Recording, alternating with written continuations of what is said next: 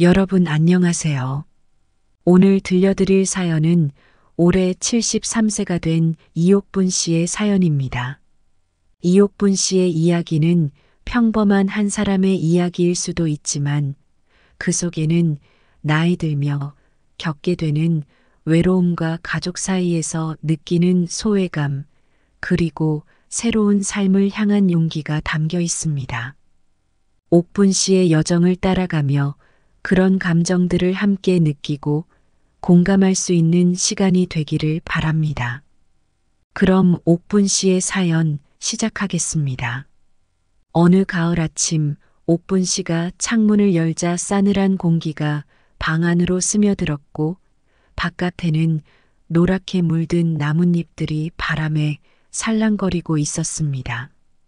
오늘은 옥분 씨가 아들 철호의 집으로 들어가는 날입니다. 옥분 씨는 지금으로부터 몇 년 전 아주 큰 결심을 했습니다. 아들 철호가 사업 자금이 필요하다며 어려움을 호소했을 때 평생 살던 집을 팔아 아들에게 보탬이 되기로 한 것이었지요. 엄마, 정말 감사해요. 나중에 꼭 보답할게요. 철호의 간절한 부탁에 그녀는 망설임 없이 결정을 내렸어요. 집을 팔아 얻은 돈을 아들의 사업 자금으로 지원했고 옥분 씨는 작은 월세 집을 구해 들어갔습니다.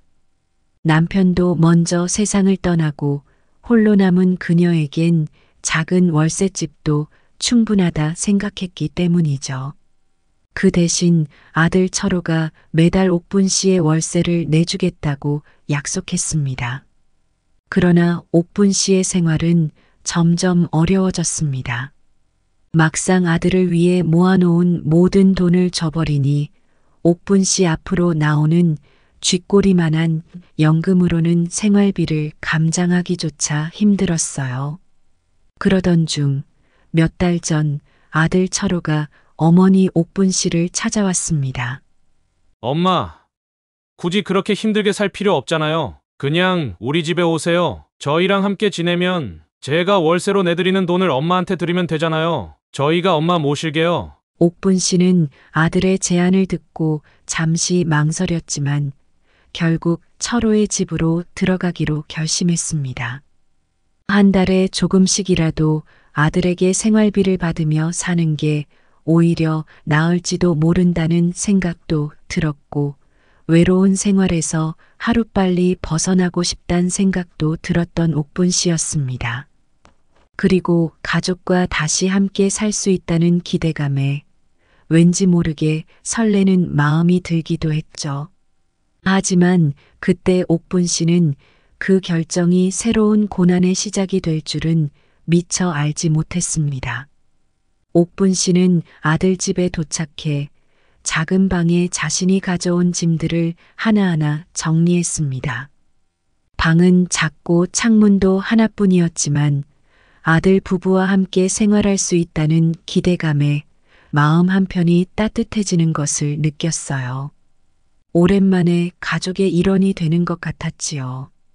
그러나 얼마 지나지 않아 옥분 씨는 곧 자신이 아들 집에 적응하는 것이 생각만큼 쉽지 않다는 것을 깨닫기 시작했습니다. 아들 부부에게 조금이나마 도움이 되고 싶어 집안일을 도와주기 시작했어요. 방까지 꼼꼼히 둘러보며 자신이 어디서 도움을 줄 수 있을지 생각해 보았어요. 어떻게든 집안일에 보탬이 되고 싶었지요. 하지만 옥분 씨가 손을 바쁘게 움직여도 며느리 수진의 말투는 차가웠습니다. 어머니, 저희 집은 이렇게 하는 게 더 편해요. 원래 저희가 했던 방식대로 해주세요. 수진은 옥분 씨가 청소를 할 때마다 사소한 부분까지 지적했어요. 아들 철호도 처음에는 어머니 옥분 씨가 집안일을 돕는 것에 고마움을 표현했지만 시간이 지나면서 옥분 씨의 도움을 당연시하는 태도를 보였습니다. 옥분 씨는 자신이 이 집에서 불편한 존재가 되어 가고 있다는 것을 서서히 느낄 수밖에 없었어요. 처음에는 분명 아들 철호가 옥분 씨를 반갑게 맞아줬지만 시간이 지날수록 태도가 달라지는 것도 뚜렷하게 느낄 수 있었습니다. 그럼에도 불구하고 옥분 씨는 어떻게든 가족의 일원이 되고 싶어 혼자 계속해서 애를 쓰고 있었어요. 그러던 어느 날이었습니다. 부엌에서 설거지를 하고 있던 옥분 씨의 귀에 며느리 수진의 날카로운 목소리가 들려왔어요. 어머니, 설거지를 그렇게 하시면 어떡해요? 수진은 어깨 너머로 옥분 씨를 바라보며 서둘러 옥분 씨의 손에서 수세미를 빼앗았어요. 한평생 집안일을 해온 옥분 씨가 설거지 하나 제대로 못할 리가 없었습니다. 그냥 트집 잡을 건수가 필요했던 며느리 수진이라는 걸 알았지만 괜히 아들네 집에서 분란을 만들고 싶지 않아 잠자코 있을 수밖에 없었던 옥분 씨였어요. 엄마가 설거지하는 게 마음에 안 드니 그럼 다른 거라도 도와줄까? 옥분 씨는 조심스럽게 물었어요. 수지는 잠시 머뭇거리더니 어깨를 으쓱하며 말했어요. 그러면 저녁 차리는 거 좀 도와주실래요? 요리는 좀 하시잖아요. 그런데 어머니, 한 가지 주의해 주실 게 있는데요. 요즘은 저염식이 유행이라 소금을 많이 넣으면 안 돼요. 건강을 생각해야 하니까요. 옥분 씨는 수진의 말을 듣고 고개를 끄덕이며 다시 조심스럽게 상을 차렸어요. 예전 같았으면 가족을 위해 요리를 하는 일이 즐거웠지만 지금은 눈치 보며 음식을 해야 한다는 생각에 마음이 불편해졌습니다. 저녁 시간이 되어 가족이 함께 식탁에 앉았을 때 옥분 씨는 자신이 만든 음식을 한 입 떠먹는 아들 부부를 바라보며 조심스럽게 물었어요. 음식은 괜찮니? 신경 쓴다고 썼는데 혹시 짜지는 않았니?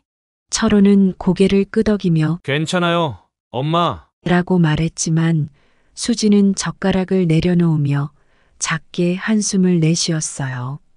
어머니 그래도 제 입에는 조금 짠 것 같아요. 다음에는 지금보다 소금을 더 줄여주시면 좋겠어요. 그녀의 말은 단순한 부탁처럼 들렸지만 마치 옥분 씨의 마음에 커다란 바위가 굴러와 내려앉는 것처럼 큰 충격으로 다가왔어요. 신경 쓴다고 썼는데 수진이 입에는 안 맞는가 봐. 내가 그래도 요리 하나는 자신 있었는데 옥분 씨는 마음 한구석이 싸늘해지는 것을 느끼며 조용히 식탁을 떠났어요. 자리에 앉아 있었지만 마치 혼자 있는 것 같은 고립감이 엄습해 왔지요. 며칠 후 옥분 씨는 상처받은 마음을 뒤로한 채 거실을 청소하며 조금 더 힘을 내보기로 했어요. 그래도 내가 이 집에서 도움이 될 수 있는 게 있겠지. 청소라면 정말 자신 있으니까. 스스로 다짐하며 거실부터 작은 방까지 열심히 청소를 시작했어요. 마침 방을 청소하던 중 수진이 다가와 말했어요.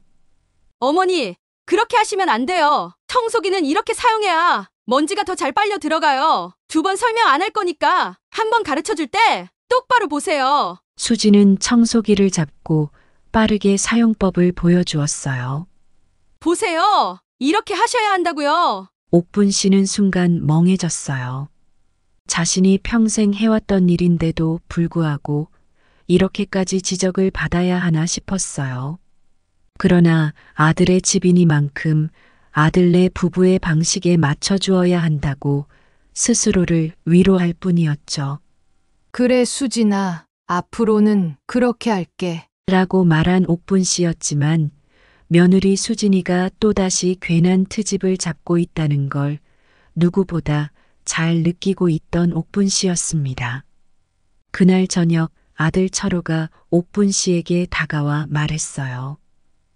엄마, 연세가 드시니 예전처럼 몸이 잘 안 움직이시죠? 수진이한테 들었는데 엄마가 집안일 하는 걸 많이 힘들어 하시는 것 같더라고요. 그냥 퇴근하고 와서 제가 할까요? 철호의 말은 겉으로는 옥분 씨를 걱정하는 듯 했지만 옥분 씨에게 면박을 주는 듯한 느낌이 들었어요. 옥분 씨는 잠시 말을 잇지 못하고 머뭇거리다가 그저 고개를 끄덕였어요. 옥분 씨는 침대에 앉아 창밖을 바라보며 깊은 한숨을 내쉬었어요. 가족과 함께 지내게 됐지만 외로움은 더욱 커지는 것만 같았어요. 그리고 옥분 씨가 아들네와 가까워지려 하면 할수록 오히려 거리감은 점점 더 커져가는 것 같았지요. 내가 여기서 정말 필요한 사람일까? 하는 생각이 머릿속을 떠나지 않았어요. 처음에는 가족과 다시 가까워질 수 있을 거라는 기대가 있었지만 점차 그녀의 마음속에 자리 잡은 것은 어두운 고립감 뿐이었어요.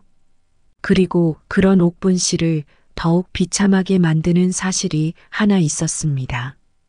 바로 이 집에서 옥분 씨보다 더 따뜻한 대접을 받는 것은 다름 아닌 아들네 부부의 반려견 보리라는 사실이었죠. 아침이면 며느리 수진이가 보리를 위해 고급 수입 사료를 준비해주며 보리야, 우리 보리, 맛있게 먹어야지. 건강해야 해. 라고 상냥하게 말을 걸었어요. 보리의 침대에는 푹신한 쿠션과 따뜻한 담요가 깔려 있었어요. 차가운 방바닥에서 이불만 덜렁 깔고 잠을 청하는 옥분 씨와는 너무나 대조되는 장면이었죠. 옥분 씨는 그런 장면을 볼 때마다 스스로 너무 비참해지는 걸 느꼈어요. 보리는 정말 행복하겠구나. 이렇게나 잘 챙겨주니. 옥분 씨는 조심스럽게 말을 꺼냈지만 수지는 고개를 돌리며 웃음으로 답했을 뿐 아무런 대꾸도 하지 않았어요. 가족들이 강아지 보리에게 관심과 애정을 쏟는 모습을 볼 때마다 옥분 씨는 더더욱 자신이 무의미한 존재로 느껴졌어요. 그리고 그런 보리를 돌봐주는 일은 자연스레 옥분 씨의 몫이 되어갔습니다. 어머니, 이거 보세요. 보리 털을 안 빗어주셨잖아요. 그러면 털이 엉켜서 나중에 더 힘들어져요. 수진이 보리를 안고 옥분 씨에게 다가와 말했어요. 그리고 오늘 아침에도 보리 먹이를 늦게 주셨던데 이렇게 하면 안 돼요. 옥분 씨는 놀란 눈으로 수진을 바라보았어요. 아, 미안해. 청소하고 먹이 주려다가 5분 정도 늦고 말았어. 다음부턴 더 신경 쓸게. 정해진 시간에 보리가 먹이 먹을 수 있도록 신경 좀 써주세요. 다음부턴 꼭 잊으시면 안 돼요. 수진은 잔잔한 미소를 지었지만 그 속엔 옥분 씨에 대한 불만이 담겨 있었어요. 보리를 돌보는 일이 이렇게나 중요한지 몰랐던 옥분 씨는 왠지 자신이 꾸짖음을 받은 어린아이처럼 느껴졌어요. 그날 이후로 보리를 돌보는 일에도 더욱 신경을 쓰려 했지만 사소한 실수가 나올 때마다 옥분 씨는 다시금 눈치를 보게 되었어요. 어느 날 옥분 씨는 보리에 밥을 주고도 수진의 잔소리를 들었어요. 어머니, 이렇게 많은 양을 주시면 보리가 소화하기 힘들어요. 적당히 줘야죠. 그녀의 목소리에는 옥분 씨를 가르치려는 의도가 명확히 드러나 있었어요. 그래, 엄마가 미안해. 내가 더 주의를 기울일게. 옥분 씨는 겸손하게 대답했지만 마음은 점점 더 무거워졌어요. 괜히 트집을 잡으려는 며느리의 태도에 큰 자괴감이 몰려와 그녀를 괴롭혔지요. 철호도 점차 어머니를 대하는 태도가 변해갔어요. 예전에는 어머니를 진심으로 걱정하고 배려하는 것처럼 보였지만 이제는 무심하게 지나가는 말로 불만을 표출할 때가 많아졌어요. 자신이 이 집에서 점점 짐처럼 느껴진다는 생각이 들었어요. 가족을 돕기 위해 애쓰고 있음에도 불구하고 그녀의 노력이 오히려 짐이 되고 있다는 현실이 서글펐어요. 그럼에도 불구하고 옥분 씨는 집안일을 멈출 수 없었어요. 그녀에게는 가족의 일원이 되고 싶다는 소망이 있었기 때문이에요. 과거의 아들과의 애틋한 관계가 그리웠고 그때의 따뜻한 순간들을 다시금 느끼고 싶었어요. 하지만 지금의 현실은 너무도 달랐어요. 옥분 씨는 눈치를 보면서도 매일 아침 일찍 일어나 집안일을 시작했어요. 그래야만 그녀의 마음이 조금이라도 편안해질 것 같았지요. 매일의 생활 속에서 옥분 씨는 자신이 점점 더 외로워지는 것을 느꼈어요. 아무리 열심히 해도 돌아오는 것은 사소한 지적과 냉담한 시선뿐이었어요. 그러나 그녀는 여전히 가족의 일원이 되고 싶었고, 그래서 오늘도 묵묵히 손을 움직였어요. 옥분 씨는 아침마다 집안일을 끝내고 나면 할 일이 없어져 버리는 자신을 느꼈어요. 손으로는 부지런히 움직였지만 마음 한구석은 허전함이 가득했어요. 식탁을 닦고 청소기를 돌린 후에는 아무리 해도 더 이상 할 일이 없는 거였지요. TV를 켜고 앉아 있어도 화면 속 인물들의 이야기가 무의미하게 들려왔어요. 예전에는 가족과 함께한 시간이 즐거웠는데 이젠 그저 혼자서 시간을 때우는 것에 불과했어요. 보리야, 오늘도 산책 가야지. 수진의 목소리가 들려왔어요. 옥분 씨는 그 소리에 귀를 기울이며 방을 나섰어요. 보리는 수진의 다리 옆에 앉아 꼬리를 흔들고 있었어요. 수진은 보리의 목줄을 챙기며 옥분 씨를 힐끔 쳐다보았어요.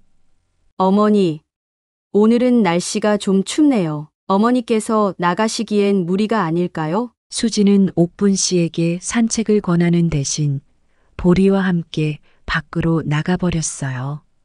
혼자 남겨진 옥분 씨는 발걸음을 주저하며 창문을 바라보았어요. 바람이 살짝 불어와 나뭇잎이 흔들리는 모습이 보였지만 그녀는 외출할 용기가 나지 않았어요. 그래서 다시 거실 소파에 앉아 TV를 켰지요. 화면 속 드라마의 인물들은 울고 웃으며 격한 감정을 표출하고 있었지만 그 어떤 것도 옥분 씨의 마음을 흔들어 놓지 못했어요. 내가 여기서 대체 뭐 하고 있는 걸까? 옥분 씨는 한숨을 내쉬며 채널을 돌렸어요. 책을 펴서 읽어보기도 했지만 글자가 눈에 들어오지 않았어요. 문장 하나하나가 의미 없이 흘러가 버렸고 페이지는 그대로 머물러 있었어요. 저녁이 되어 철호와 수진이 퇴근하고 집으로 돌아오면 옥분 씨는 그들의 표정을 살피곤 했어요. 하지만 대화는 대부분 보리의 일상이었어요. 보리, 오늘 잘 지냈어? 아빠가 많이 보고 싶었지? 철호는 현관에 들어서자마자 보리를 안아들며 인사를 나누었어요. 옥분 씨가 저녁 식사를 준비해 놓아도 아들 부부의 관심은 온통 보리에게만 쏠려 있었지요. 어느 날 며느리 수진이 친구들을 초대해서 집에서 작은 모임을 열었어요. 거실 한쪽에서는 사람들이 웃고 떠드는 소리가 가득했지만 옥분 씨는 방 안에 머물러 있었어요. 어머니, 친구들 왔으니까 방에서 좀 쉬세요. 수진이 말하던 그 차가운 시선이 아직도 머릿속에 남아 있었지요. 마치 본인을 짐짝 취급한다는 것을 똑똑히 느낄 수 있었어요. 방 안에서 혼자 앉아 있는 동안 옥분 씨는 마치 투명 인간이 된 것 같았어요. 집안에 있어도 아무도 자신에게 관심을 보이지 않았어요. 사람들의 웃음소리가 가까이 들릴 때마다 그녀는 더욱 외로워졌어요. 그 어떤 노력도 그녀가 이 집의 진정한 가족으로 여겨지게 만들 수는 없을 것만 같았어요. 모임 중반쯤 옥분 씨는 조심스럽게 다가가 수진에게 물었어요. 내가 뭘 더 도울 거 없을까? 손님들께 뭐라도 더 내놓으면 좋을 것 같은데. 수진은 잠시 멈칫하다가 대답했어요. 아니에요.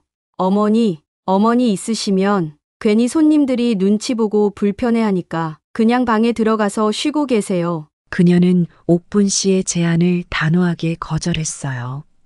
그저 방 안에 앉아 있는 것밖에 할 수 없는 자신이 무력하게 느껴졌어요. 그녀는 자꾸만 손님들이 오가는 거실을 쳐다보며 자신이 이 자리에 어울리지 않는 존재라는 생각이 들었어요. 가족의 일원이 아니라 마치 초대받지 않은 손님처럼 느껴졌지요. 모임이 끝나갈 무렵 손님들이 하나둘씩 떠나기 시작했어요. 모두들 보리에게 인사를 건네고 다음에 또 보러 올게. 라며 아쉬운 작별 인사를 나눴어요. 그러나 옥분 씨에게 인사를 건네는 사람은 아무도 없었어요. 그녀는 문 앞에 서서 손님들을 배웅했지만 대부분의 사람들은 그녀가 불편한 듯 스쳐 지나갈 뿐이었어요. 나는 이 집에서 그저 불편한 사람일 뿐이구나. 옥분 씨는 침대에 앉아 창밖을 바라보며 깊은 한숨을 내쉬었어요. 모임 동안 느꼈던 소외감은 평소보다 더 큰 외로움을 안겨주었고 그녀는 점점 자신이 이 집에서 무의미한 존재가 되어가고 있다고 생각했어요. 그날 저녁 옥분 씨는 용기를 내어 철호에게 조심스럽게 물어보았어요. 철호야, 너희 산책 나갈 때 엄마도 같이 나가도 될까? 철호는 잠시 머뭇거리다가 대답했어요. 같이 산책이요? 근데 보리가 사람 많은 곳에 가면 좀 예민해져서요. 그냥 다음에 같이 나가요. 그 대답에 옥분 씨는 조용히 고개를 끄덕였어요. 그녀의 마음속 깊은 곳에서 우물처럼 외로움이 솟아올랐어요. 그녀는 이 집에서 정말 가족의 일원이 될 수 있는지 아니면 그저 잠시 머무는 손님일 뿐인지 알 수가 없었어요. 어느 날 오후 옥분 씨는 창가에 앉아 멍하니 바깥을 바라보고 있었어요. 마당의 나무는 가을바람에 흔들리고 있었지만 그녀의 마음은 잔잔하기만 했어요. 그때 전화벨 소리가 울렸어요. 옥분 씨는 천천히 전화를 집어들었지요. 여보세요? 옥분 씨의 목소리는 약간 기운이 없었지만 상대방의 목소리는 활기찼어요. 옥분아. 나 명자야. 정말 오랜만이지? 명자의 목소리가 수화기 너머에서 들려왔어요. 어머, 명자야 정말 오랜만이다. 그동안 잘 지냈니? 옥분 씨는 반갑지만 한편으로는 마음이 불편해졌어요.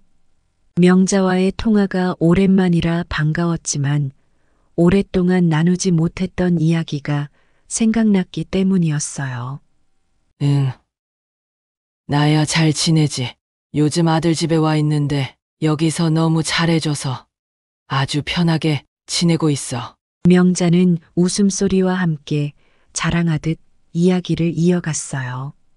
아들, 내외가 나만을 위해 방을 새로 꾸며줬다니까. 며느리가 얼마나 살갑게 대해주는지 몰라. 매일 저녁마다 내가 좋아하는 음식을 만들어주고 보양식까지 챙겨준다니까. 명자의 말을 들으면서 옥분 씨의 마음은 점점 무거워졌어요. 그녀는 말문이 막힌 채 잠시 침묵했어요. 마음속에 있는 이야기를 그저 속으로 삭힐 수밖에 없었죠. 나는 이 집에서 무슨 존재이지? 내가 뭘 잘못했다고? 난 이런 대접을 받아야 하는 거야? 옥분 씨는 자신이 받고 있는 대접을 떠올렸어요. 자신은 아들 부부의 집에서 그저 눈치만 보며 지내는 것이 전부였고 작은 방 한쪽에서 남몰래 눈물을 훔치는 날이 많았지요. 그런 사실을 친구에게 차마 말할 수 없었어요. 그래 참 다행이다 명자야. 아들 내외가 그렇게 잘해준다니 정말 좋겠다. 옥분 씨는 억지로 웃음을 지어보며 대답했어요. 하지만 그 목소리에는 어딘가 쓸쓸한 기운이 감돌고 있었어요. 옥분아. 너는 요즘 어떻게 지내? 아들 집에 들어간다고 하더니 너도 편안하게 잘 지내고 있는 거지? 명자는 진심으로 친구의 안부를 걱정하며 물었지만 옥분 씨는 대답하기가 어려웠어요. 그녀는 잠시 말을 멈춘 채 가슴이 답답해졌어요. 자신이 명자와 같은 대접을 받지 못한다는 사실을 굳이 말할 필요가 있을까 싶었거든요. 응. 나도 그냥 지내고 있어. 옥분 씨는 간신히 말을 이어갔어요. 그러나 목소리는 약간 떨렸고 그 떨림 속에는 많은 감정이 숨어 있었어요. 명자는 옥분 씨의 기운이 없는 목소리를 눈치챘는지 조심스럽게 물었어요. 옥분아, 무슨 일 있는 거 아니지? 내 목소리가 좀 힘이 없어 보여서. 괜찮은 거 맞아? 아, 그게 그냥 요즘 좀 피곤해서 그런가 봐. 별일 없어. 옥분 씨는 애써 담담하게 대답했지만 속으로는 자책감과 부끄러움이 밀려들었어요. 친구에게조차 자신의 처지를 솔직하게 털어놓을 수 없는 현실이 서글펐어요. 통화가 끝난 후 옥분 씨는 한동안 전화기를 내려놓지 못했어요. 마음 한구석에는 무거운 돌덩이가 얹혀 있는 것 같았어요. 명자의 자랑 섞인 이야기는 그녀에게 더 큰 외로움과 소외감을 느끼게 만들었어요. 명자가 아들 집에서 따뜻한 대접을 받으며 편안하게 지내고 있는 동안 자신은 이곳에서 점점 투명인간처럼 여겨지고 있었지요. 그녀는 방으로 들어가 침대에 앉아 깊은 한숨을 내쉬었어요.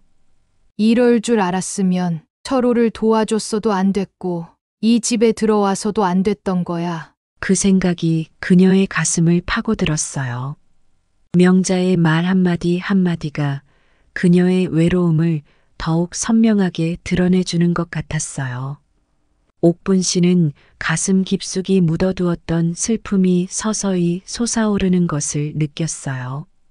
더 이상 어디에도 의지할 곳이 없다는 생각이 점점 그녀를 무겁게 짓눌렀어요. 방으로 들어가 침대에 앉은 옥분 씨는 깊은 한숨을 내쉬었어요. 오랜만에 듣는 친구의 반가운 목소리는 그녀에게 잠시 힘이 되었지만 통화를 하며 더 큰 외로움을 마주할 수밖에 없었어요. 그녀의 마음 속에는 다시 차가운 외로움이 자리 잡기 시작했고 집안의 조용한 분위기는 그 외로움을 더욱 선명하게 만들어 주었어요. 그날 새벽 옥분 씨는 갑작스런 통증에 잠에서 깼어요.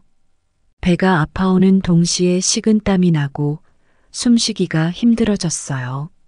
참으려고 해도 도저히 못 참겠어. 이러다가 큰일 날 것 같은데. 옥분 씨는 침대에서 일어나기조차 어려웠지만 가까스로 몸을 일으켜 아들 부부의 방으로 향했어요. 다급하게 방문을 두드리며 힘겹게 말을 꺼냈어요. 철호야, 엄마가 좀 아픈데 병원에 가야 할 것 같아. 옥분 씨의 목소리는 떨리고 있었습니다. 문이 열리고 나타난 철호는 피곤한 얼굴로 한숨을 쉬었어요. 어머니, 지금 새벽이에요. 조금만 참았다가 내일 아침에 병원 가시면 안 돼요. 정말 견디기 힘들어. 응급실에 좀 가야 할 것 같아. 옥분 씨는 겨우겨우 말을 이었어요. 수진도 방문을 열고 나와 짜증 섞인 목소리로 말했어요. 어머니 저희 출근해야 해요. 저희도 잠을 자야 내일 일하러 나가는데. 그녀는 마치 이 상황이 자신들에게 얼마나 불편을 끼치는지 강조하려는 듯 했어요. 옥분 씨는 순간 서늘한 기운이 느껴졌어요. 내가 이 시간에 아프고 싶어서 그런 건 아닌데. 하지만 이런 말을 할 기운조차 없었어요. 결국 철호는 마지못해 차를 끌고 나섰고 수지는 어쩔 수 없이 따라 나왔어요. 응급실에 도착했지만 철호와 수지는 옥분 씨 곁에 서 있지 않았어요. 그들은 병원 로비에서 대기하며 스마트폰을 들여다볼 뿐이었어요. 간호사가 다가와 상태를 설명할 때도 그래서 저희가 어떻게 하면 되죠? 라고 짧게 대답할 뿐 옥분 씨를 위한 걱정의 기색은 찾아볼 수 없었어요. 의사는 옥분 씨에게 진통제와 수액을 처방하며 며칠 더 경과를 지켜보셔야 할 것 같습니다. 라고 설명했어요. 옥분 씨는 가라앉은 몸으로 간신히 일어나 대기실로 나갔지만 아들 부부는 여전히 무심한 표정이었어요. 이제 좀 괜찮아요. 얼른 집에 가요. 철호는 옥분 씨를 부축하는 척하며 빨리 이 상황을 끝내고 싶어 하는 듯 했어요. 옥분 씨는 겨우 차에 몸을 실으며 자신이 이 집에서 얼마나 사소한 존재인지 절감했어요. 그녀는 그저 짐작할 뿐이었지만 그들의 태도는 더 이상 명확할 수 없었어요. 그 사건으로부터 며칠 후 밤 늦게 보리가 이상 증세를 보이기 시작했어요. 보리가 거실에서 구토를 하자 수지는 깜짝 놀라며 달려와 보리의 머리를 쓰다듬었어요. 보리야, 괜찮아? 이게 대체 무슨 일이야? 수지는 당장 동물병원에 전화했고 철호는 재빨리 차를 준비했어요. 보리를 이렇게 아픈 채로 두면 안 돼. 빨리 응급실부터 가자. 철호는 서두르며 수진을 재촉했어요. 부부는 한마음으로 보리의 상태를 걱정하며 밤 늦은 시간임에도 불구하고 멀리 떨어진 동물병원 응급실로 급하게 향했어요. 동물병원 응급실은 철호가 사는 지역에 한 곳밖에 없었거든요. 병원에 도착한 부부는 보리의 상태를 설명하며 수의사에게 적극적으로 물었어요. 지금 보리 상태가 괜찮은 건가요? 돈이 얼마가 들어도 상관없으니 필요한 검사 전부 다 해주세요. 그들은 보리가 조금이라도 불편하지 않도록 최대한 신경을 썼어요. 그 장면을 떠올리며 옥분 씨는 마음이 쓰라렸어요. 자신이 새벽에 고통 속에 있을 때와는 너무나도 다른 부부의 모습에 그녀는 자신이 정말 이 집에서 어떤 존재인지 의문이 들었어요. 보리를 향한 애정과 헌신은 너무도 당연한 듯 보여졌지만 자신에게는 그 어떤 관심과 애정도 느껴지지 않았어요. 나는 그저 짐일 뿐이었구나. 옥분 씨는 그때서야 철호와 수진이 자신을 어떻게 생각하고 있는지 깨달았어요. 비로소 자신이 이 집에서 더 이상 머물 이유가 없다는 결론에 이르렀지요. 그날 밤 옥분 씨는 방 안에서 홀로 깊은 생각에 잠겼어요. 자신이 여기서 더 이상 가족에게 의지할 수 없다는 사실을 인정해야 했어요. 철호와 수진에게는 본인보다 강아지가 더 소중한 존재였고 자신은 그저 신경 써야 할 또 다른 부담일 뿐이었어요. 가족의 일원이 아닌 짐처럼 여겨지는 삶을 더 이상 계속할 수 없다고 느꼈어요. 옥분 씨는 작은 가방을 꺼내 필요한 것들을 하나씩 담기 시작했어요. 낡은 사진 몇 장, 그리고 옷 몇 벌을 가방에 넣었어요. 짐을 싸는 그녀의 손은 조금 떨렸지만 마음은 이미 결심을 굳혔어요. 여기서 나가야 해. 그래야 내 인생을 다시 찾을 수 있을 거야. 그녀는 다음 날 새벽 집이 아직 조용할 때를 노려 조용히 문을 나섰어요. 마지막으로 현관 앞에서 잠시 멈춰서서 집안을 돌아보았어요. 아들 부부가 잠든 방에서는 아무런 소리도 들리지 않았고 보리는 따뜻한 침대에서 편안하게 자고 있었어요. 옥분 씨는 가슴속 깊은 곳에서부터 밀려오는 서글픔을 애써 누르며 조용히 집을 나섰어요. 밖은 아직 어둠이 가득했어요. 그녀는 오랜만에 새벽 공기를 마시며 천천히 걸어 나갔어요. 이 길을 걸어 나가는 동안 옥분 씨의 마음은 무겁고도 가벼웠어요. 무거운 것은 가족에게 더 이상 의지할 수 없다는 현실이었고, 가벼운 것은 이제 자신만의 삶을 개척할 수 있다는 희망이었어요. 그렇게 집을 나선 옥분 씨는 작은 여관에 잠시 머물기로 했어요. 그리고 다시 생각했어요. 어디로 갈지, 어떻게 살아갈지. 하지만 분명한 것은 이제 자신만의 힘으로 살아가기로 결심했다는 것이었어요. 그날 새벽은 그녀에게 새로운 시작을 알리는 시간이었어요. 옥분 씨는 더 이상 짐이 아닌 스스로 주인이 되는 삶을 찾기 위해 길을 떠난 거였어요. 옥분 씨가 집을 떠난 지 몇 시간이 지나서야 철호는 어머니의 빈 방을 발견했어요. 철호는 방 안을 두리번거리며 어머니가 어디로 가셨는지 짐작할 수 없었어요. 아니, 아침부터 어딜 가신 거야? 아무 말도 없이. 그는 당황스러움과 짜증이 섞인 채로 어머니에게 전화를 걸었어요. 옥분 씨는 낡은 여인숙방 한 구석에 앉아 잠시 눈을 감고 있었어요. 쌓인 피로에 온몸이 무거웠고 전날의 긴장감이 풀리면서 가슴이 텅 빈 것처럼 느껴졌어요. 그때 전화가 울렸고 발신자 표시를 보자마자 철호라는 것을 알 수 있었어요. 그녀는 망설임 끝에 천천히 전화를 받았어요. 아니, 어머니, 지금 어디에 계세요? 왜 갑자기 말도 없이 나가셨어요? 철호의 목소리는 다급하고도 불편해하는 기색이 역력했어요. 마치 자신의 평온한 일상에 예상치 못한 혼란이 생긴 것에 대한 불만처럼 들렸죠. 옥분 씨는 가슴 깊은 곳에서부터 한숨이 저절로 흘러나왔어요.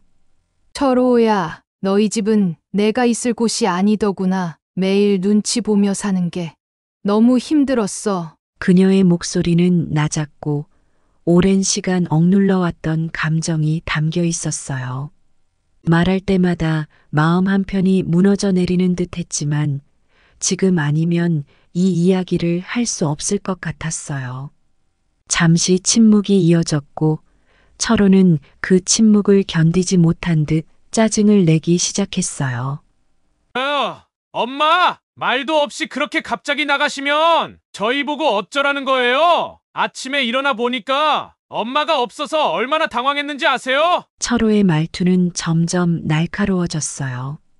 이러면 제가 불효자처럼 보이잖아요. 어머니는 정말 그렇게 이해심도 없으세요? 저희도 힘들잖아요. 철호의 말이 끝나기도 전에 옥분 씨는 그 순간 전화를 끊고 싶은 충동을 느꼈어요.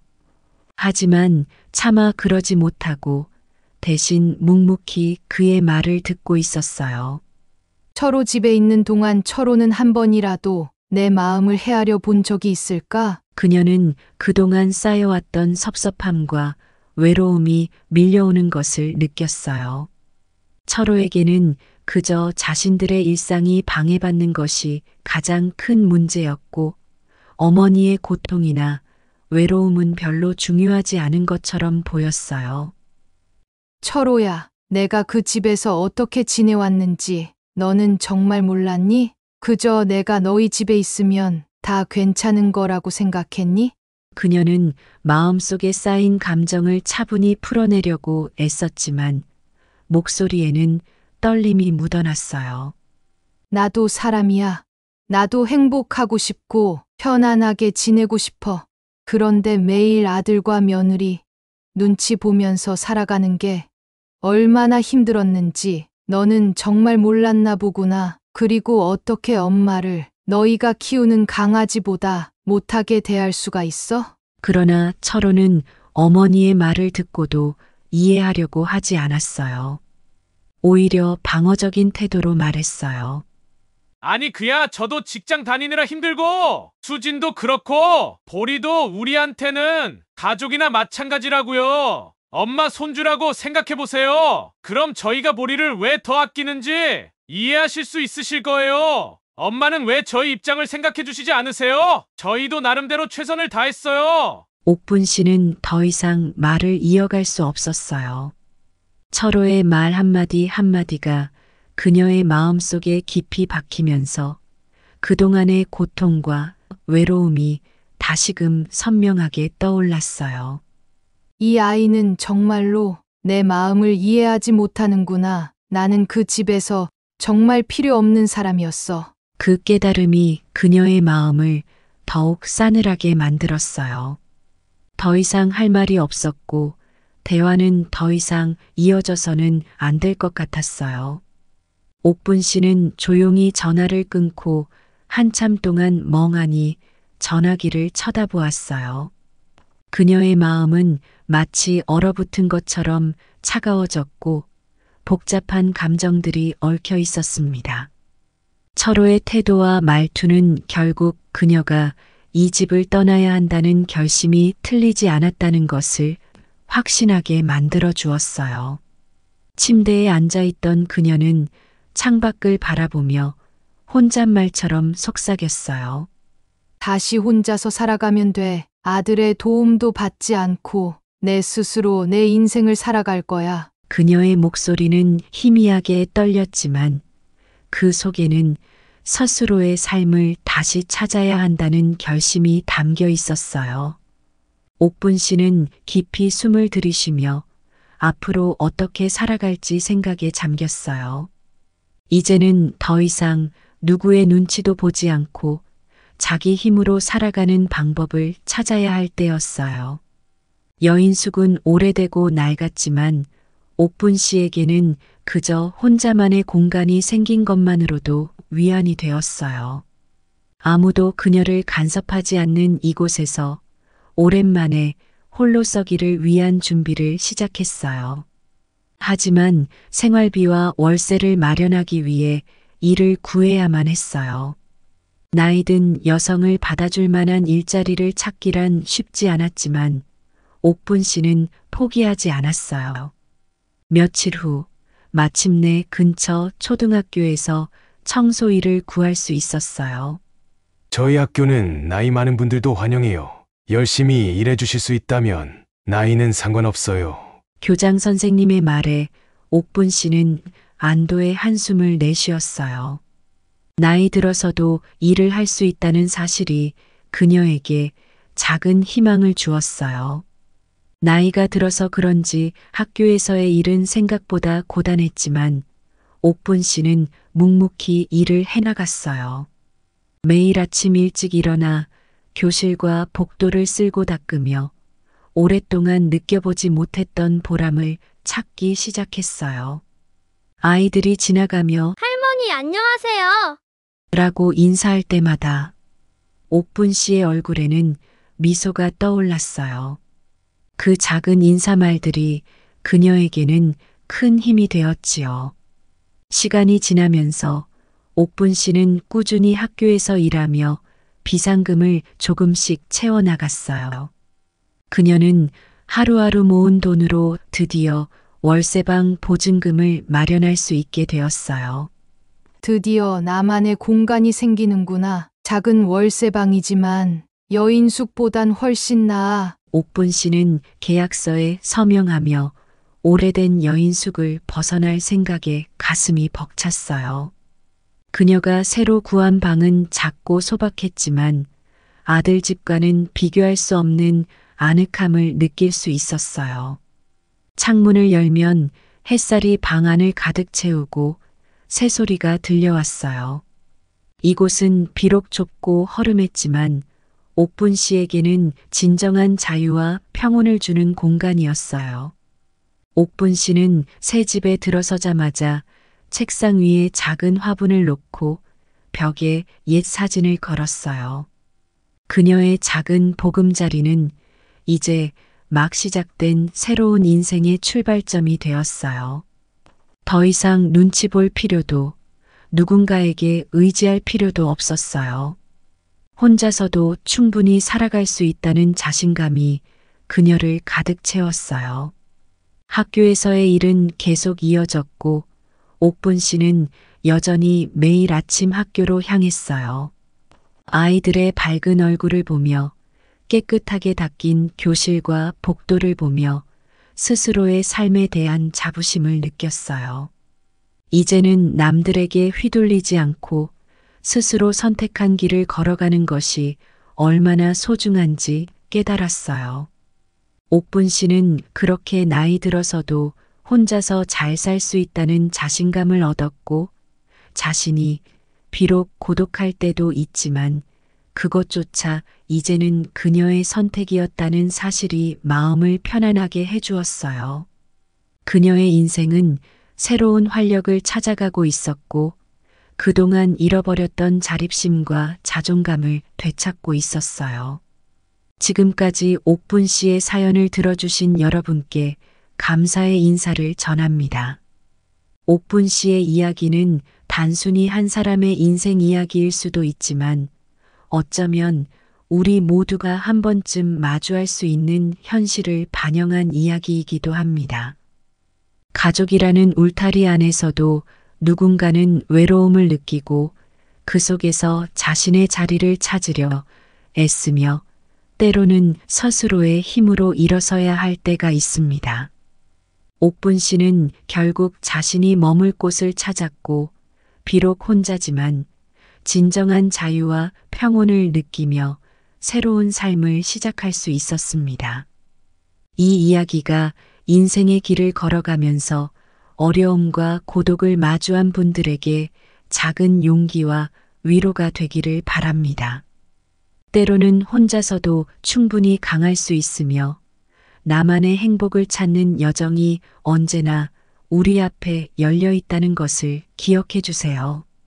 앞으로 여러분의 인생에도 옥분 씨의 결단력과 용기처럼 스스로의 삶을 사랑하며 살아갈 수 있는 순간들이 가득하기를 바랍니다. 영상을 종료하시기 전 구독과 좋아요 잊지 마시고 한 번씩 부탁드리며 앞으로 옥분 씨가 혼자서 자신의 인생을 잘 헤쳐나갈 수 있도록 응원의 한마디 댓글로 남겨주시면 감사하겠습니다. 그럼 저는 다음 영상으로 여러분을 찾아뵙겠습니다. 감사합니다.